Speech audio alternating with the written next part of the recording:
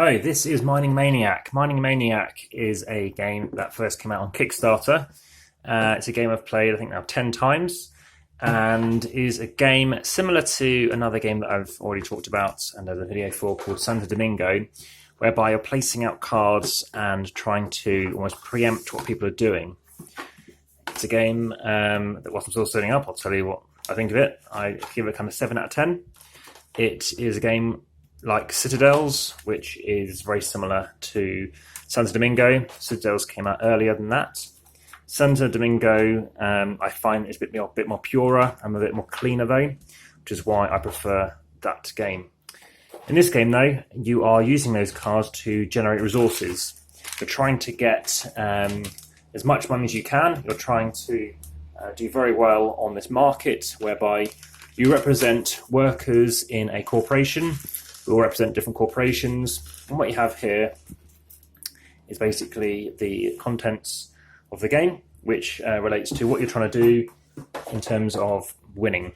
So we have instant cards. There are 24 in the game. They represent different calendar months. You're going to play with 12 of them. So what you do is you just shuffle them up, and then you just deal out 12, as it's a 12-round game. 2, 3, 4, 5, 6, 7, 9, 10, 11, 12. That's handy. So here are your 12. There are some more, but we're just playing with those initially, hence them being over here. You then have character cards. Character cards are numbered, and what happens is they get resolved in numerical order. So they go from the lowest to the highest.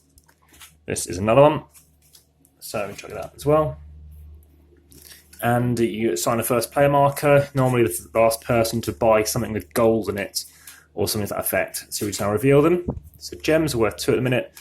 Gold is worth 1, coal is worth 1, copper is worth 2, and future. What happens is, at the end of the day, or end of this month, everything moves across 1. So now gems are going to decrease in value, copper is going to actually increase, and coal is going to increase too. So you've got an idea of that. There's money and stuff in the game, which you'll see what happens in a moment. Everybody gets a little crib sheet to see what you do on your turn, and also what the abilities, which is very handy. So, as an example, we do price rotation. So imagine we've just done that, or for the first round you don't do anything. You then choose your character. So again, starting on that first player, you're going to grab the characters, and for some reason they've all been shuffled all over the place. Where have I put them all? Must be over here. So here are the characters, and that's the rest of those instant cards. So it's very clear in terms of the colours. So here are the characters. You click through them, and I'll go through what they do. So market coordinator, if you have him, he gets you arrange the price. Now, that is good because you can try and sell something. The downside is you can't change something and then buy what you've just changed. So you're trying to screw over somebody else, perhaps. Number 2, he's a corporate spy. What he lets you do is you name a character you want to sabotage, and basically when they reveal themselves, say number 3, they must discard a random mineral card from his asset at the beginning of their turn. 3 is similar in terms of quite a nasty character. He's a contagious worker, or she is, and what they do is they, again, name somebody, has to be higher than them, and when they reveal their card, they must discard half their workers. So these are the workers that you start the game with.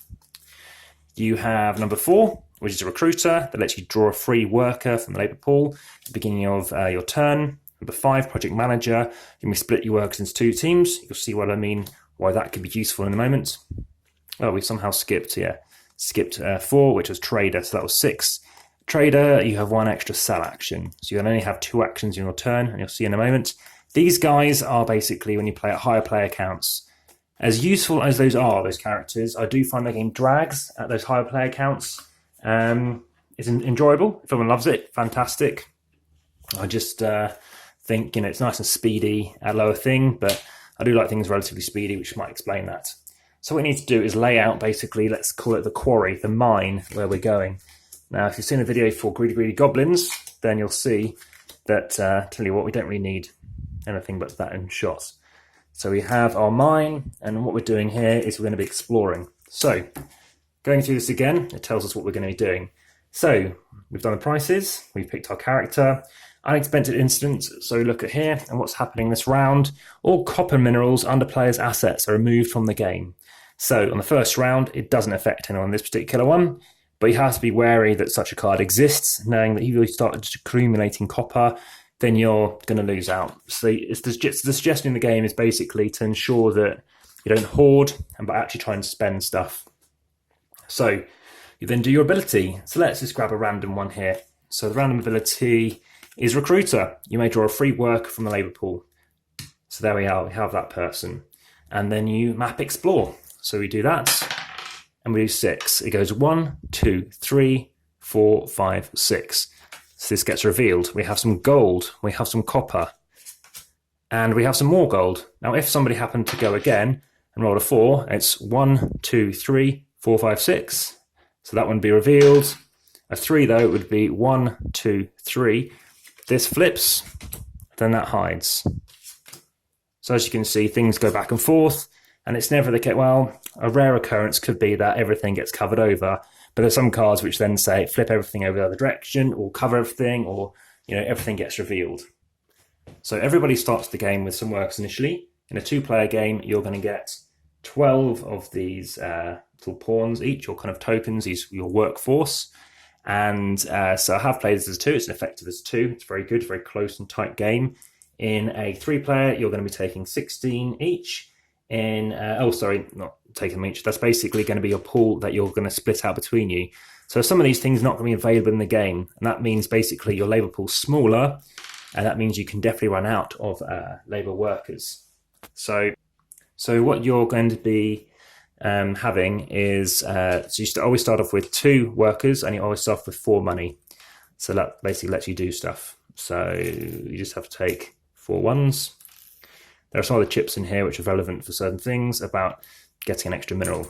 So we've got some actions. We have 3 actions you can do. You can only do 2 of them though. One of them is recruit. We did get free recruit anyway, so I could recruit again. I can basically assign and get one of these cards, or I can buy. So let's see if I can buy anything. I can buy that. So spend 3 to get 3. Gold is worth 1. Spend 3 to get 2. So that looks quite good. So I spend those 3. They go back to the pool. I've now got 5 copper. So that's my first action, because the recruitment thing was free, because I was the recruiter. This will get flipped in a second, but in the meantime, I've got my second action. I could either hire an extra person and maybe get gold instead, but whilst the copper's looking at quite a good price, I'm going to say I'm going to spend 5 to get 10 money. So that's spent, that card's out of the game, and I get 10 money. So the game continues until you've played 12 rounds, and you're trying to see who's the winner. So the game's going to be quite close. You can try and predict and nick people by stealing their resources before they play them, try to second guess and hope they haven't got them. And when you do take a card, you're passing the rest of the player to your left. What you're also doing is you're always discarding a card randomly at the beginning. So you don't know if everything's in the game. You don't know if someone's trying to do something, whether they've taken it or not. So yeah, that's basically how the game works.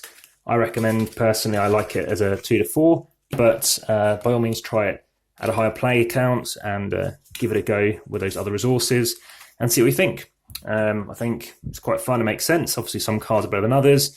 That of course will reset, but before you reset, it's going to be everybody else's turn to do stuff. So this happens once per round, and in player order, everybody does this kind of stuff. So that map gets resolved, you get to see what's coming up, you get to see, oh, I really want that stuff, and then based on the prices, see, right now that price is looking really hot, I want to go for that. You just need a single bag. The die is just to see what gets uncovered. Somebody could roll a 3 and uncover some really good stuff, and then somebody else rolls a 3, and suddenly everything is gone again. But you may remember what was there before. It's not really a memory game, and I don't think it should be really considered like that. It's I think as fun as memory games can be to a degree, I definitely don't want it to be a major part of any game that I really want to be playing. And I think that goes for quite a lot of players, especially when you're playing in a kind of a social environment. You don't want to be distracted trying to really concentrate on such things. So this is Mining Maniac. Came out a few years ago. This was won, actually, not by myself, but by the other half. And yeah, again, comes in quite a small box. And yeah, hasn't got many ratings on Board Game Geek. Again, I know print runs and everything else, things were in demand. And but no, it's a nice escapist game, and if you're looking to play something at a lower player count, well, I think 4 is still quite a decent player count these days. I'm not quite sure how everything packs in, to be honest, but it seems to work.